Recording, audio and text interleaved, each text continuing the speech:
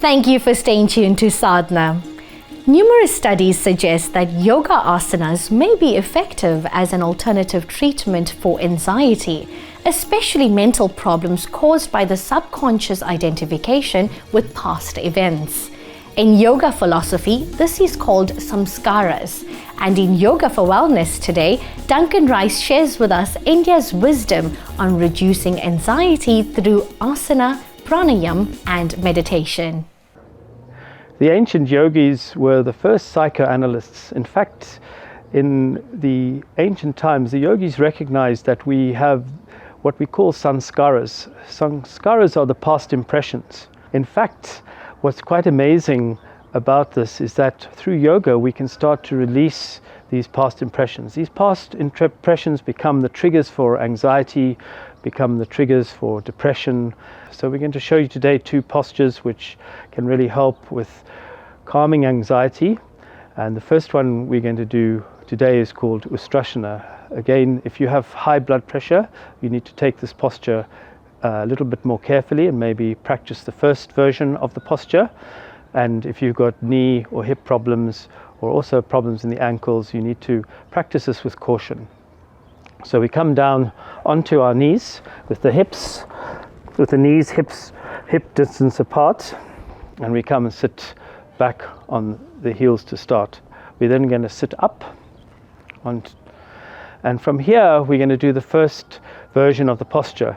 So you place your hands between the back and the buttocks, the fingers just resting gently on the buttocks, and you're just going to slowly push the hips forward as you go into the back bend and drop the head back. If you've got neck or shoulder issues, you just keep the head looking forward.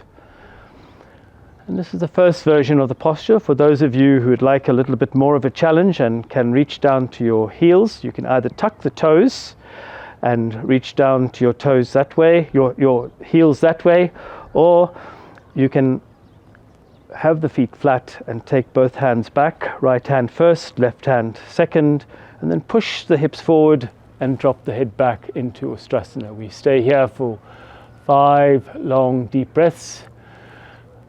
To come out of the posture, we take the left hand across the body towards the right. We lean over to the right side, and then we push ourselves up to protect the back. And we come sit down in Vajrasana on our heels, placing the hands into Jnana Mudra by tucking the forefinger to the base of the thumbs, bringing the hands onto the knees, and just being quiet for a moment and just notice how calm you feel after this quite vigorous posture. The next posture for reducing anxiety is Virasana. If you've got knee or ankle issues, you might want to use a block, and Renisha is going to demonstrate to us how to use the block. You put the block between the buttocks, between the legs, and you sit back on the buttocks in between. This just releases the pressure of the knees. If you still find this too difficult, just bring the legs out in front of you. That's absolutely fine. So we come to sitting between our heels onto the floor. Keep the hands in Jnana Mudra. We sit up straight, we tuck the chin.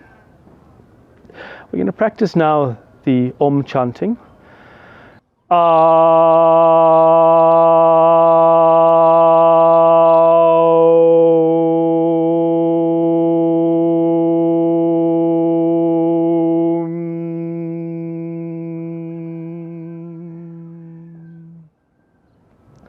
Just feel the beautiful vibration in the body.